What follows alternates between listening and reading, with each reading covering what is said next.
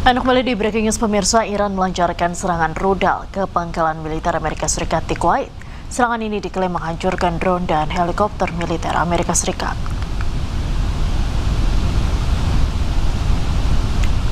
Korps Garda Revolusi Islam Iran atau IRGC merilis rekaman yang diklaim menunjukkan detik-detik peluncuran rudal menuju pangkalan udara Amerika Serikat di Kuwait.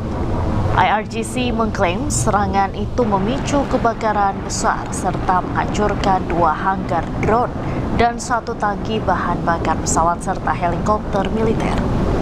Insiden ini terjadi tak lama setelah CENTCOM mengumumkan telah menyelesaikan gelombang besar serangan terhadap Iran sebagai balasan atas dugaan upaya serangan rudal terhadap pasukan Amerika. Meski demikian, tanggal dan lokasi rekaman tersebut belum dapat diverifikasi secara independen.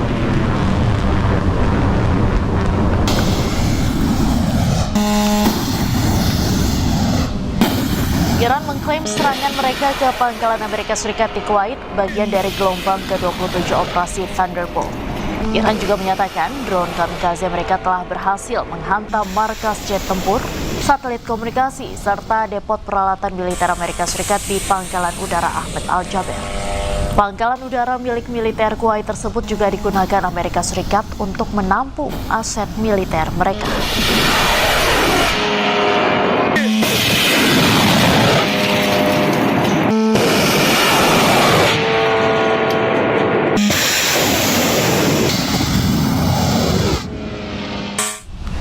Dan untuk membahas informasi selengkapnya kami telah terhubung dengan pengamat Timur Tengah Hasibullah Satrawi. Selamat sore Pak Hasibullah.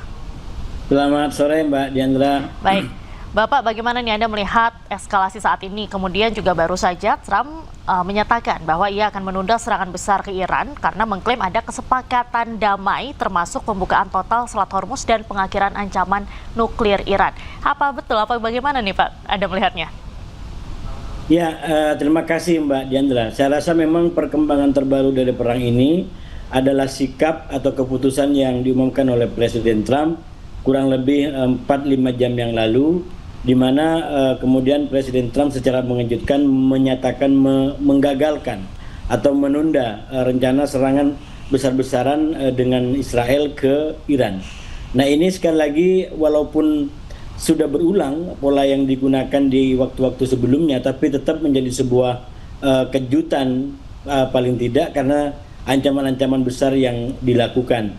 Saya memaknai pengumuman ini, keputusan ini dalam 2 makna penting menurut saya. Yang pertama, ini menunjukkan bahwa Presiden Trump sejauh ini belum bisa keluar, saya menyebutnya, dari kegamangan sikap yang mau diambil di antara opsi militer yang dianggap bisa membuat Iran menyerah ataupun diplomasi yang diharapkan bisa membawa solusi bagi perang ini.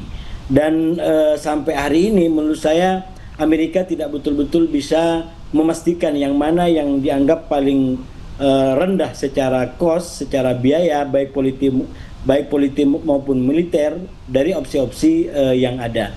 Dan pada akhirnya ini yang selalu saya bilang, ini seperti kalau sepak bola seperti fase grup ya, di mana kemudian hasil seperti ini membuat imbang di antara Amerika dengan Iran, dan karena imbang maka Iran yang mendapatkan kemenangan gitu. Jadi walaupun imbang tetap ada poin, dan poin itu justru didapatkan oleh Iran karena dianggap berhasil mengimbangi atau bahkan tidak kalah daripada perang yang dilakukan oleh Amerika. Dan yang kedua, walaupun rudal-rudal atau serangan ini tidak jadi dilakukan ke Iran, justru menurut saya rudal-rudal politik ini meluncur keras ke Israel atau ke Tel Aviv atau ke Netanyahu. Karena kita tahu konteks daripada perkembangan yang terbaru ini dilakukan setelah Iran melakukan kayak semacam serangan pendahuluan dengan menyerang pangkalan Amerika di Yordan. Saat itu sedang berlangsung pertemuan di antara Trump dengan Netanyahu. Jadi saat itu Iran seakan-akan ingin mengatakan bahwa apapun yang dilakukan Iran sudah tidak bisa ditundukkan. Karena itu serangan di Yordania itu dilakukan yang kurang lebih berbarengan kemudian dengan serangan yang dilakukan oleh Amerika dengan Arab Saudi ke milisi pro Iran di Irak. Jadi perkembangan terbaru ini menurut saya dua maknanya. Yang pertama bahwa Amerika belum bisa keluar dari kegamangan sikap yang mau diambil, opsi yang mau diambil, dan yang kedua ini justru menjadi tekanan politik bagi Netanyahu karena Netanyahu dianggap kembali gagal untuk bisa menjadi sosok yang paling menentukan di belakang Trump. Baik, sebelumnya bahkan kemarin begitu Pak, Trump sangat mengancam akan menyerang pembangkit listrik dan juga kilang minyak Iran dengan Israel, kemudian juga tiba-tiba hari ini seperti tone down lagi. Apakah ini justru sebagai suatu strategi yang saat ini sedang dilakukan oleh Amerika Serikat, mungkin untuk memulihkan diri atau bagaimana? Ya, sebenarnya sekali lagi saya mencatat polanya sudah berulang. Kalau sekarang hari ini berada di hari ke-23 dalam catatan saya sejak perang di bab kedua ini berlangsung, yaitu dari tanggal 11 Juli sampai sekarang, atau di hari kurang lebih ke 156 dari perang di awal atau di pertama di tanggal 28 Februari. Nah, kalau kita amatin dari sejarah atau waktu-waktu perang ini, maka sebenarnya Presiden Trump sudah mengulang cara-cara seperti ini. Dan sekali lagi ini menunjukkan memang Presiden Trump sebenarnya ingin menggunakan dua cara untuk bisa mencapai yang dia mau dari Iran, yaitu cara-cara perang dengan cara-cara diplomasi. Nah, persoalannya sejauh perang ini berlangsung, pendekatan militer juga nggak mendapatkan apa yang dia mau. Sementara diplomasi bahkan sampai menandatangani kesepahaman pada tanggal 18 Juni yang lalu pun tidak mampu membuat Amerika mencapai yang dia mau sekaligus menekuk Iran. Nah, inilah kemudian yang membuat Presiden Trump mencoba untuk menggunakan berbagai macam cara bagaimana bisa dapat yang dia mau. Walaupun sekali lagi saya melihat karena ada kepentingan terutama pemilu, itu yang membuat Presiden Trump tidak bisa leluasa. Dan kalau tadi saya kasih perumpamaan seperti fase grup dalam pertandingan sepak bola di mana hasil imbang itu dimungkinkan dan hasil imbang itu adalah menguntungkan Iran, maka kan sebenarnya ada opsi yang lain, yaitu yang disebut sebagai opsi tos-tosan, adu penalti kalau perlu untuk menentukan siapa yang menang dan siapa yang kalah.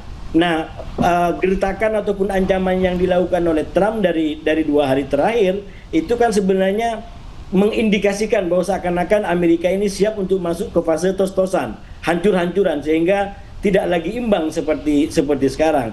Tapi persoalannya menurut saya fase tos-tosan ini juga tidak mudah bagi Trump, karena sekali lagi Iran mampu mengimbangi berarti dia punya pertahanan, punya perlawanan, sehingga kalau Amerika dalam tanda kutip menciptakan gol, kemudian Iran juga mampu menciptakan gol. Jadi kalaupun dia mau tos-tosan, bukan tidak mungkin justru Iran yang akan menang.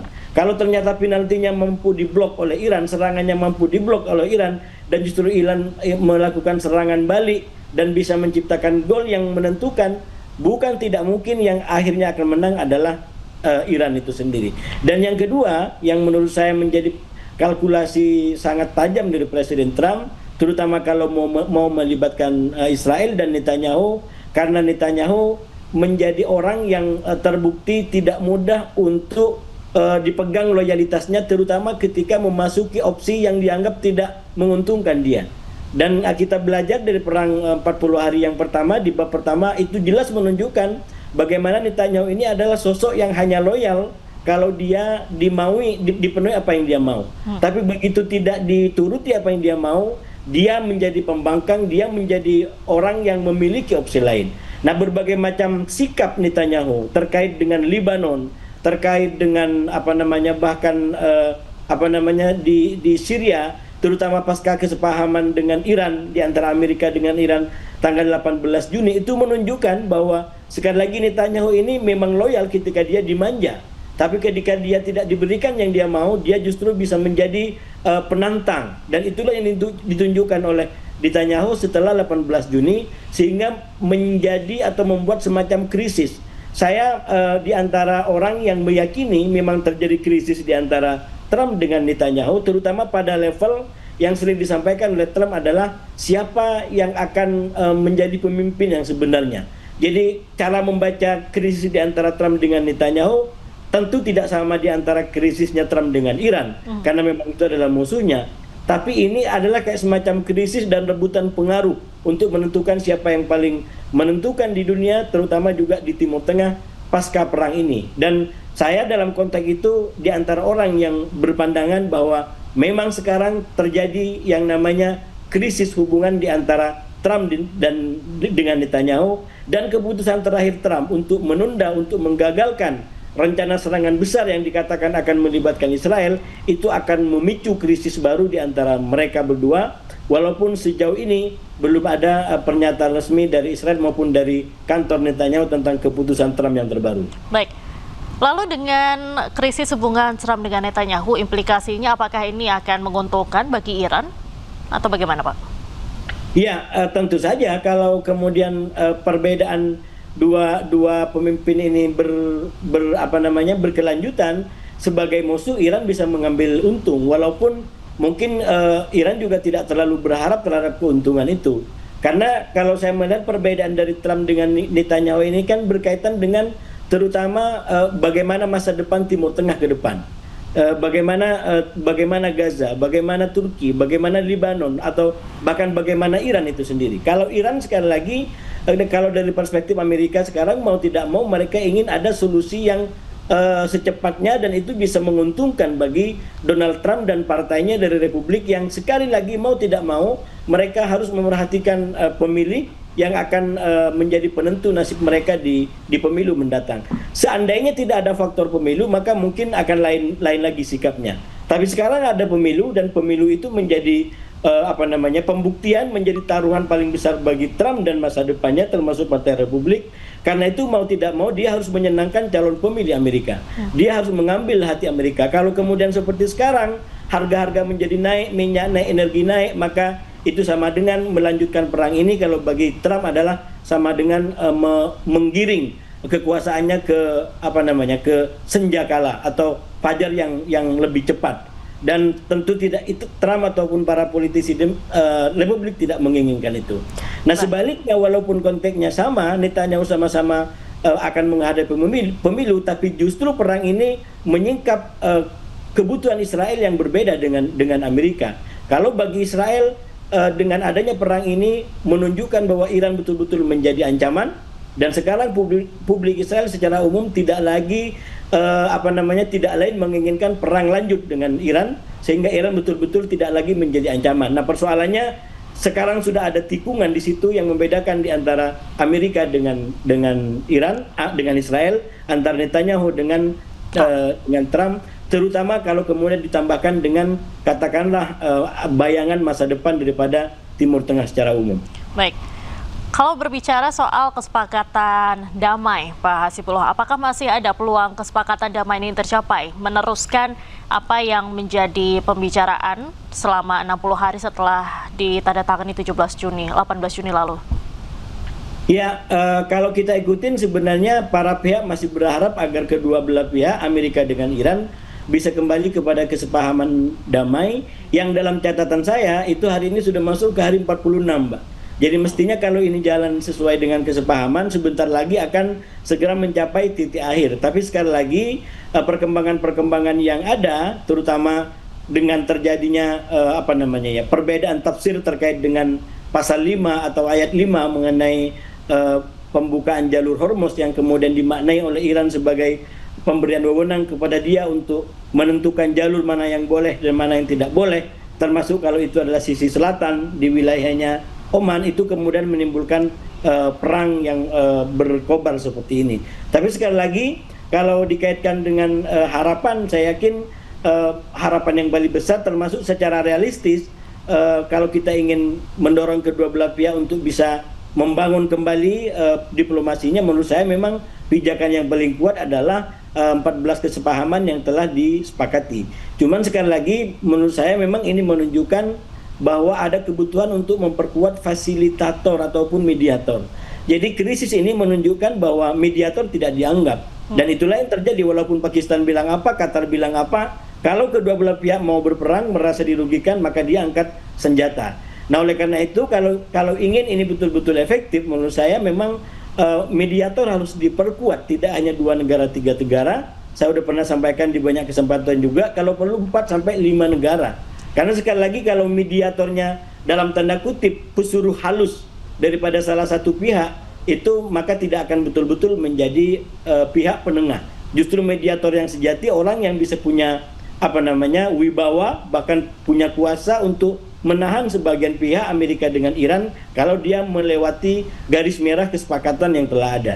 Kalau sekarang menurut saya mediator yang ada, dengan segala hormat kepada Pakistan dan Qatar, ini masih sangat terbatas sehingga dia terkesan baru menjadi kayak semacam bagian daripada dua pihak yang berkonflik, walaupun memang dua negara ini sama-sama berhubungan baik, tapi tidak betul-betul menjadi pihak mediator yang ideal yang bisa disegani, bisa diperhatikan paling tidak oleh kedua belah pihak yang berperang. Baik, ada pendapat Bapak bahwa kesepakatan damai dengan Amerika Serikat ini sulit tercapai antara Iran dan Amerika Serikat karena sistem hierarki atau pengambil keputusan di Iran ini terlalu banyak lapisannya. Kalau menurut Anda seperti apa? Ya, kita harus membedakan di antara realitas kepemimpinan Iran pasca Ayatullah Ali Khamenei dengan fungsinya keluar gitu ya. Kalau dari internal ataupun eksternal. Kalau secara internal menurut saya memang itu faktual ya, bahwa memang Iran mengalami katakanlah kultur kepemimpinan. Kalau di zamannya Ayatullah Ali Khamenei itu kan bisa lebih cepat karena dia muda, tidak dalam situasi perang, sehingga faktor pemimpin tertinggi itu sangat terasa. Kalau sekarang di zaman Iran di zaman perang, menurut saya pasti ada prosesi kepemimpinan yang lebih kolektif, bahkan konsensus, dan itu akan selalu makan waktu. Cuman menurut saya ini tidak sampai seperti yang disampaikan oleh pihak Amerika atau Israel bahwa di Iran tidak ada kepemimpinan. Kalau di Iran tidak ada kepemimpinan, maka situasinya akan jauh lebih kacau daripada yang kita hadapin, yang kita saksikan sekarang. Dan pelan-pelan termasuk Bagir Kalibab sendiri menurut saya menunjukkan atau mengekspos kepada sebagian pihak, kepada dunia tentang anasir-anasir kepemimpinan ini. Dalam wawancara terbaru misalkan Bagir Kalibab bagaimana menceritakan detik-detik setelah Ayatullah Ali Khamenei meninggal. Itu kan seakan-akan ada 4 lapis kekuasaan yang kurang lebih bekerja di Iran, yaitu katakanlah unsur militer, unsur diplomasi, unsur layanan publik, dan yang terakhir adalah katakanlah tekanan atau suara-suara masyarakat.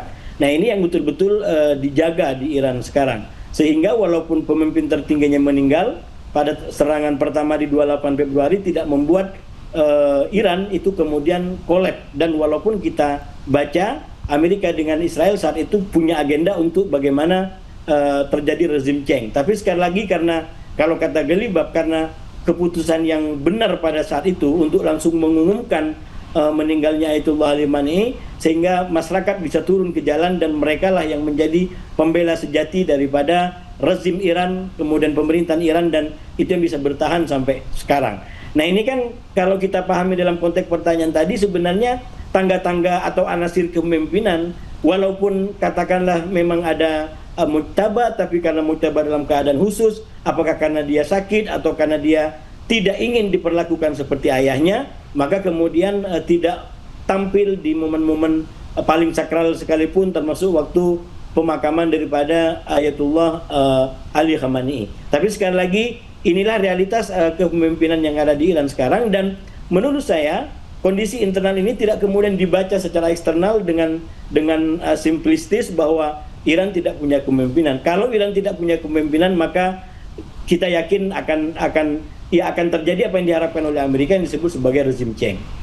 Baik, Bapak, terakhir ada wacana penutupan Selat Bab al-Mandab di Yaman, di Laut Merah begitu. Apa dampaknya ke Indonesia? Apakah ini akan memiliki dampak ekonomi atau apakah akan ada perubahan harga lagi dengan penutupan selat ini?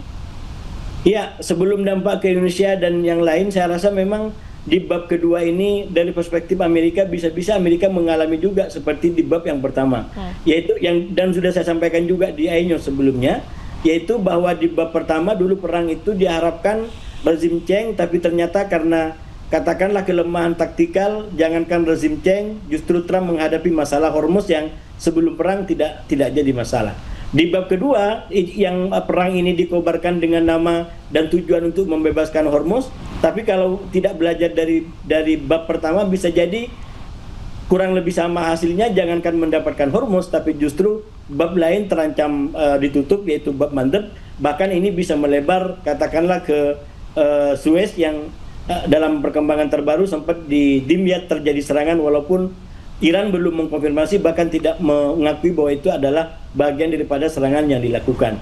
Nah, kalau kemudian selat-selat ini betul-betul terganggu akibat perang ini, maka menurut saya menjadi petaka bagi dunia, menjadi krisis bagi dunia, bukan hanya Indonesia saja menurut saya, tapi semua negara akan terdampak daripada krisis di selat-selat yang menentukan itu. Karena itu kembali kepada poin mediasi. Menurut saya perang ini tidak boleh lagi dijadikan kayak semacam piala dunia oleh masyarakat dunia. Ini bukan piala dunia.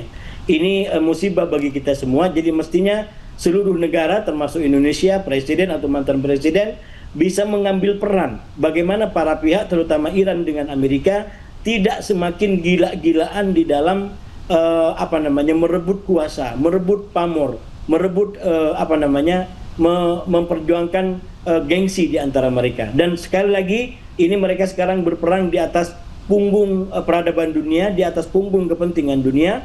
Kalau dunia diam, maka yang akan dihancurkan adalah justru dunia kita ini sendiri, terutama dari sisi ekonomi, energi, minyak, dan kebutuhan-kebutuhan yang lain.